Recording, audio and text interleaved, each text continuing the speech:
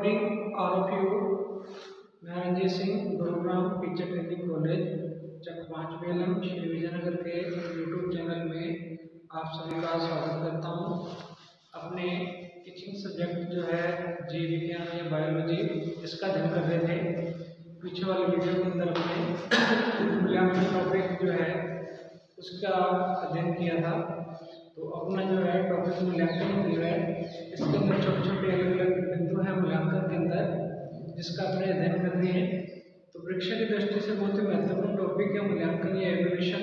इसमें से प्रश्न आता है पेपर में, और जो कंपटीशन एग्जाम है उनके अंदर भी जैसे टीचर की कोई भी vacancy third grade, second grade, first grade या रेड की आ जाए जैसे भी, तो उसके अंदर भी मूल्यांकन से संबंधित प्रश्न अवश्य रूप से पूछा जाता है।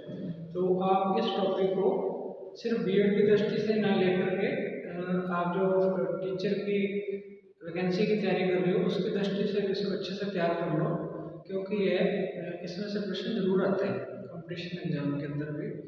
तो अपने मूल्यांकन का पीछे वाली जो वीडियो बनाई है मैंने, उसमें अर्थपरिभाषा पढ़ ली, फिर मूल्यांकन की आवश्यकता क्यों पड़ती है ये भी पढ़ लिया, फिर मूल्यांकन जो है इसका महत्व क्या है ये भी अपने पढ़ चुके हैं। परीक्षा मूल्यांकन में क्या अंतर होता है ये भी अपने पढ़ लिया, और मूल्यांकन के सोपान या स्टेप क्या है ये भी अपने पढ़ चुके हैं। तो इसके बाद अपने आज शुरू कर रहे हैं। आज का अपना प्रकरण है जीव विज्ञान में अच्छे मूल्यांकन की विशेषताएं। ठीक है, तो अपना विषय जीव विज्ञान है, प्रकरण मूल्यांकन ही चल रहा है। तो आज का टॉपिक है जीव विज्ञान में अच्छे मूल्यांकन की विशेषताएं। तो इसमें आपने ये ध्यान रखना है, कई बार प्रश्न आ जाते हैं कि अच्छे प्रश्न पत्र की विशेषताएं क्वेश्चन पेपर। तो अगर आ जाए अच्छे प्रश्न पत्र की क्या विशेषताएं होती है या उत्तम प्रश्न पत्र की क्या विशेषताएं होती है, तो भी आंसर यही आएगा। या पूछ ले अच्छे मूल्यांकन की क्या विशेषताएं होती हैं, तो भी आंसर यही आएगा। क्योंकि अगर अपने बच्चों को मूल्यांकन करना चाहते हैं या टीचर बच्चों को मूल्यांकन करना चाहता है, तो वो मूल्यांकन जो है प्रश्न पत्र के आधार पर, मतलब प्रश्न पत्र के द्वारा बच्चों का मूल्यांकन करेगा। वो प्रश्न पत्र लिखित भी हो सकता है, मौखिक भी हो सकता है। मतलब या तो प्रश्न लिखित रूप में बच्चों को दिए जाएंगे क्वेश्चन पेपर के रूप में, या जो प्रश्न अपने लिखे हैं टीचर ने वो मौखिक रूप से बच्चों से पूछेगा। तो मतलब बच्चों का मूल्यांकन करने के लिए प्रश्न पत्र का निर्माण किया जाएगा, और प्रश्न पत्र के आधार पर ही बच्चों का मूल्यांकन करता है शिक्षक। इसलिए अगर पेपर में आ जाए अच्छे प्रश्न पत्र की विशेषताएं बताओ, तो भी यही रहेगा आंसर। अगर आ जाए अच्छे मूल्यांकन की विशेषताएं या उत्तम मूल्यांकन की विशेषताएं बताओ, तो भी यही रहेगा। और ये जो उत्तम परीक्षण या मूल्यांकन की विशेषताएं हैं, ये जो इसमें पॉइंट है, इसमें से कंपटीशन एग्जाम में हर बार एक प्रश्न आता ही आता है। 100% हर बार पूछा जाता है।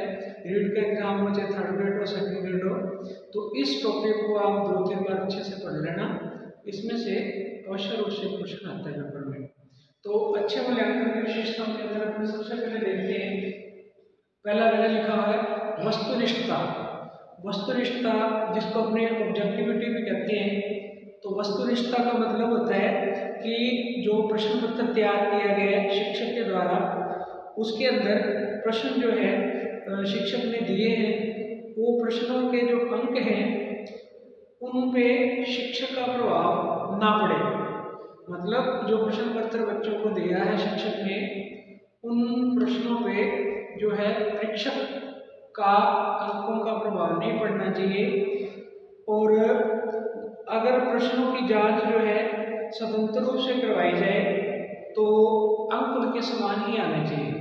मतलब अगर एक प्रश्न पत्र जो है उसको अपने मान लो एक पेपर है, बच्चों को हल करने के लिए दिया है, बच्चों ने उसको हल कर दिया है और शिक्षक ने उन प्रश्नों के उत्तरों की जांच की है, और उसके बाद जो कोई भी दूसरा टीचर है वही कॉपी जो पहले एक टीचर ने चेक कर दी है बच्चे की और 50 में से 40 नंबर दिए हैं, दूसरा टीचर उसी कॉपी को दोबारा चेक कर रहा है, तो वो भी उसको 40 नंबर ही दे 50 में से। मतलब अंक समान है।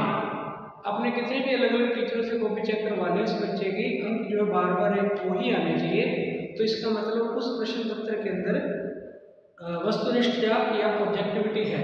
जैसे ऑब्जेक्टिव टाइप वाले प्रश्न दिए जाते हैं कंपटीशन एग्जाम में, जो पेपर होता है, जैसे 4 उत्तर आते हैं, उसमें से एक सही होता है, 3 गलत होता है। अब उसमें से 50 प्रश्न है, तो 50 प्रश्नों के उत्तर निर्धारित होते हैं, पहले का आएगा, दूसरे का सह, जो भी होते हैं, तो उसको अपने चाहे 20 टीचर से चेक करवा लें अलग अलग, तो अंक जो है बच्चे के वो समान ही रहेंगे, उनमें 1% भी अंतर आने की संभावना नहीं है। तो ऐसे प्रश्न पत्र जो है होने चाहिए जिसमें कहने का मतलब वस्तुनिष्ठता हो। वस्तुनिष्ठता का अभिप्राय हो गया निर्णायकों को परीक्षण के पदों अथवा प्रश्नों को एक जैसे अंक प्रदान करने से है। निर्णायकों को मतलब बच्चों को एक जैसे अंक प्रदान करना, ठीक है, क्योंकि अपने कितने टीचरों से चेक कराएंगे, जब आंसर निर्धारित है, फिक्स है, पहले का यह होगा, दूसरे का वह होगा, कितने भी टीचर चेक कर ले एक बच्चे की कॉपी को, उनके अंक उतने ही रहेंगे, ना एक कम होगा ना एक ज़्यादा होगा। तो उसे अपने कहते हैं वस्तुनिष्ठता या ऑब्जेक्टिविटी। तो कोई भी प्रश्न पत्र है या कोई भी मूल्यांकन है, उसमें वस्तुनिष्ठता का होना सबसे अधिक जरूरी है या आवश्यक है। अगर वस्तुनिष्ठता है पेपर में, तो शिक्षक का जो मानसिक स्वास्थ्य है उसका प्रभाव मूल्यांकन पे या प्रश्न पत्र पे नहीं पड़ेगा और मूल्यांकन अच्छे से होगा।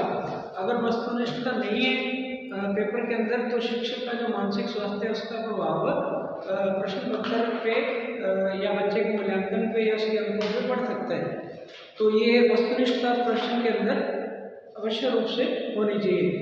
तो दूसरा है इसके अंदर मूल्यांकन के अंदर वैधता। वैधता को अपने वैलिडिटी कहते हैं। वैलिडिटी या वैधता का मतलब होता है किसी भी प्रश्न के अंदर यदि कोई परीक्षण उसी चीज का मापन करता है जिसके लिए इसको बनाया गया है, तो इसका मतलब उस प्रश्न पत्र के अंदर वैधता है। अगर ऐसा नहीं है तो उसके अंदर वैधता नहीं है। वैधता या वैलिडिटी का मतलब हुआ कि मान लो हमने निर्धारित किया था कि अपने बच्चों के ज्ञानात्मक पक्ष का मापन करना है प्रश्न पत्र के द्वारा या मूल्यांकन के द्वारा, या बच्चों के कौशल का मापन करना है कि बच्चों में भी ज्ञान से संबंधित, चित्र बनाने से संबंधित कौशल है कि नहीं, या ज्ञानोपयोग का, ठीक है।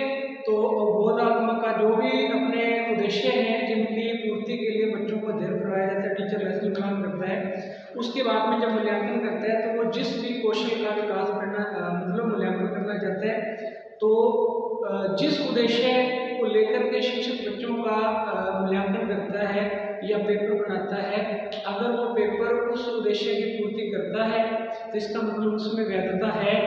अगर जिस उद्देश्य को लेकर के पेपर बनाया गया था वो पेपर उस उद्देश्य की पूर्ति नहीं कर रहा है, इसका मतलब वो प्रश्न वैध नहीं है।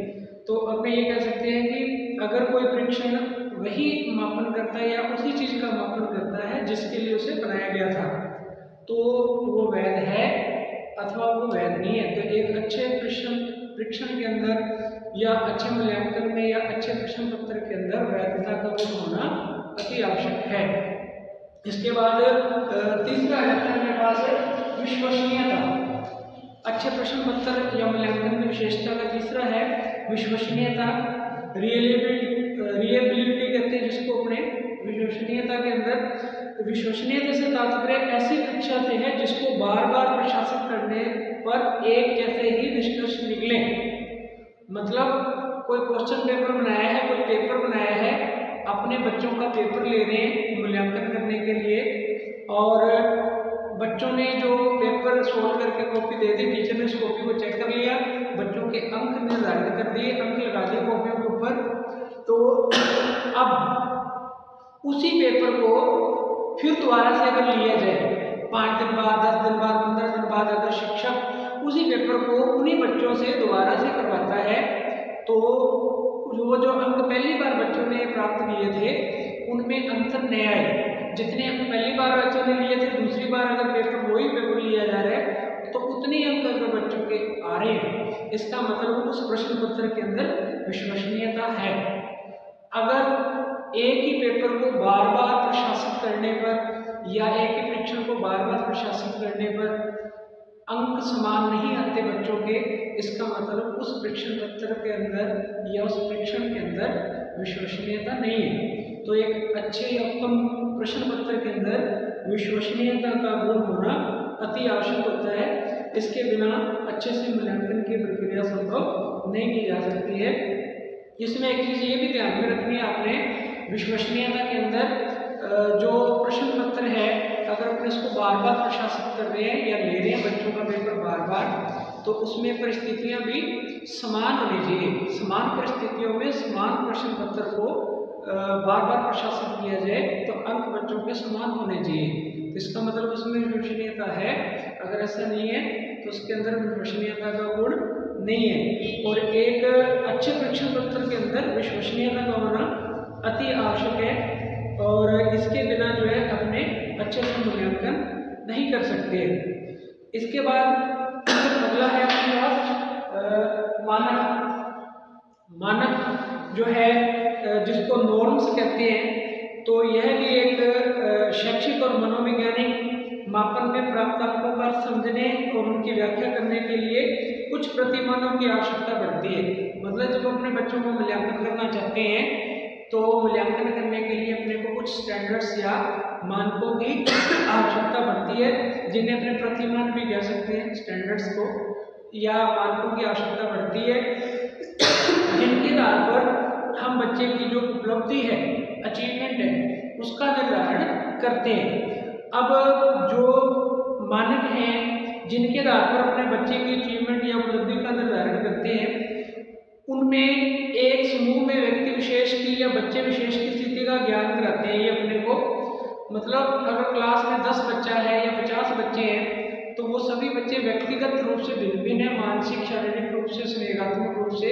अब उनमें सभी के अंदर कौन सी क्वालिटी अलग अलग है, कौन सी एक जैसी है, उसके लिए कुछ नॉर्म्स निर्धारित किए जाते हैं, मानक रखे जाते हैं। जैसे मान लो कक्षा के अंदर 50 बच्चे हैं, कुछ उच्च बुद्धि लब्धि वाले हैं, कुछ सामान्य बुद्धि लब्धि वाले हैं, कुछ निम्न बुद्धि लब्धि वाले हैं। तो शिक्षक प्रश्न पत्र के अंदर नॉर्म्स रखेगा, मानक रखेगा कि कुछ प्रश्न ऐसे हों जो सभी बच्चे हल कर सकते हैं, कुछ प्रश्न ऐसे हों जो कौशल बच्चे आसानी से हल कर सकते हैं, कुछ प्रश्न ऐसे भी रखेगा जो केवल उच्च बुद्धि लब्धि वाले बच्चे ही हल कर पाएंगे। तो प्रश्न पत्र के अंदर कहने का मतलब सभी प्रकार के बच्चों के लिए प्रश्न रखे जाएंगे, ये मानक के अंदर आती है।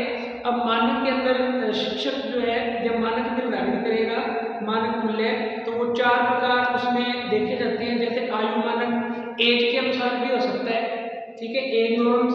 फिर ग्रेड मानक ग्रेड के आधार पर भी हो सकता है, परसेंटेज के आधार पर भी हो सकता है, प्रमाणित स्टैंडर्ड नॉर्म्स भी हो सकते हैं। तो मतलब मानक जो है एक अच्छे प्रश्न पत्र के अंदर होने अति आवश्यक है।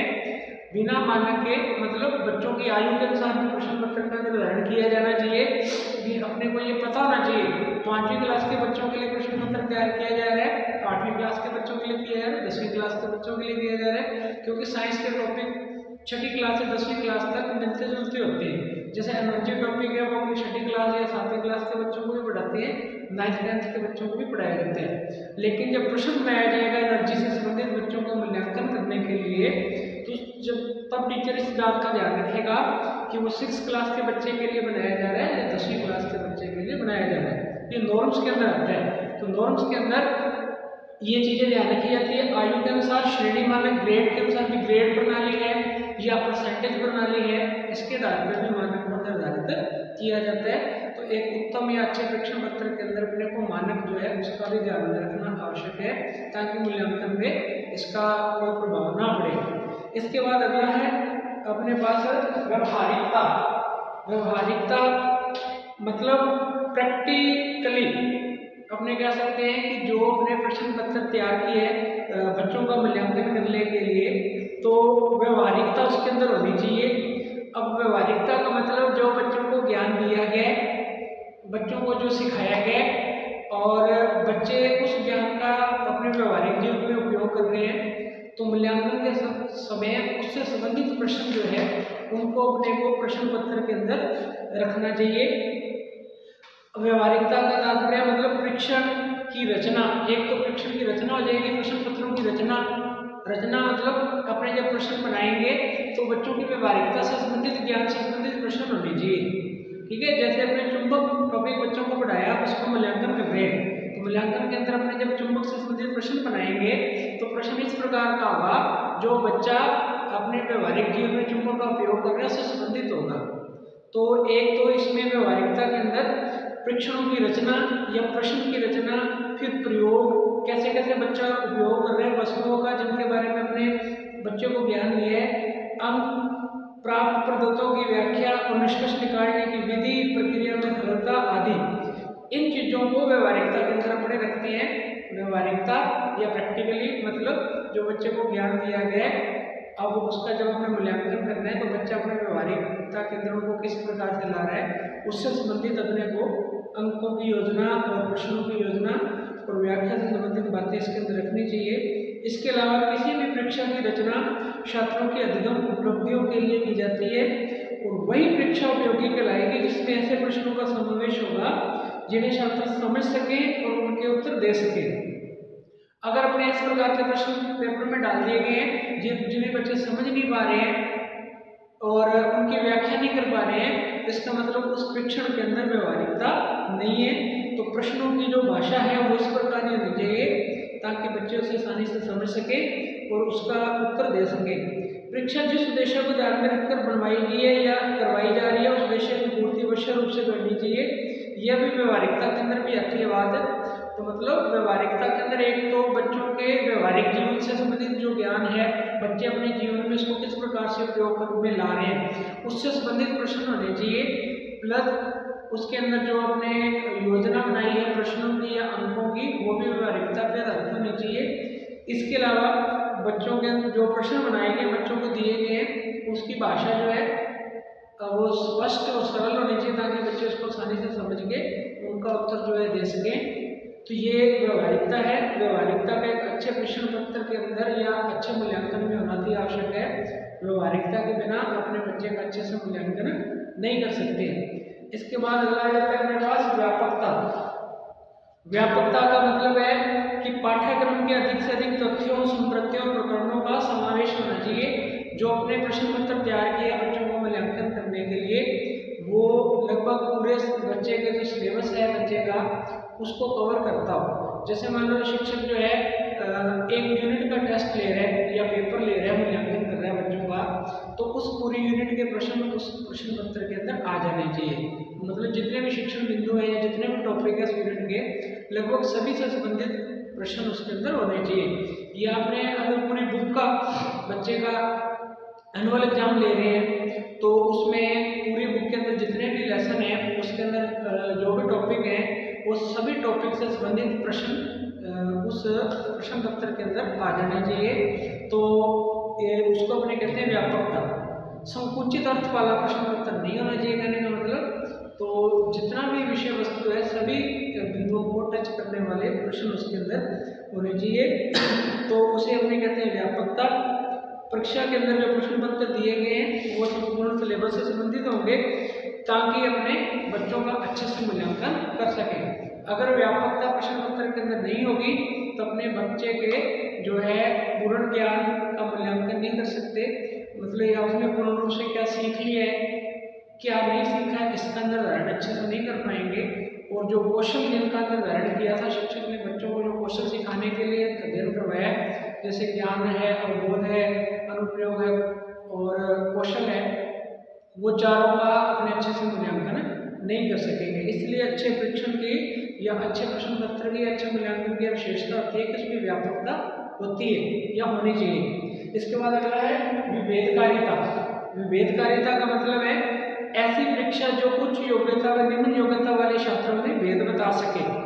मतलब प्रश्न पत्र जो है उसके आधार पे टीचर को ये पता चलना चाहिए कि उच्च बुद्धि लब्धि वाला बच्चा कौन सा है, सामान्य बुद्धि लब्धि वाला बच्चा कौन सा है, निम्न बुद्धि लब्धि वाला बच्चा कौन सा है। ये अपने यहाँ कह सकते हैं कि शिक्षक को ये पता चलना चाहिए कि उसने जो ज्ञान बच्चों को दिया है उस ज्ञान को पूर्ण रूप से कौन कौन से बच्चों ने प्राप्त कर लिया, ग्रहण कर लिया है, और अधूरा ज्ञान जो है कौन कौन से बच्चों ने प्राप्त किए हैं, या कौन से बच्चे ऐसे बिल्कुल पिछड़ गए हैं जो ज्ञान को देना चाहते हैं बच्चों को और उन बच्चों को बिल्कुल भी प्राप्त नहीं हुआ है।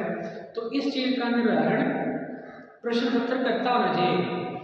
इसके लिए प्रश्न पत्र के अंदर कई प्रकार के प्रश्न शिक्षक रखता है। कुछ प्रश्न बिल्कुल सरल, कुछ एवरेज या औसत स्तर के और कुछ कठिन प्रश्न होते हैं जिनके आधार पर ही शिक्षक जो है इन बच्चों के अंदर वर्गीकरण आसानी से कर पाता है कि बच्चा जो है उच्च बुद्धि लब्धि वाला, प्रखर बुद्धि वाला और औसत और निम्न बुद्धि वाला कौन सा है।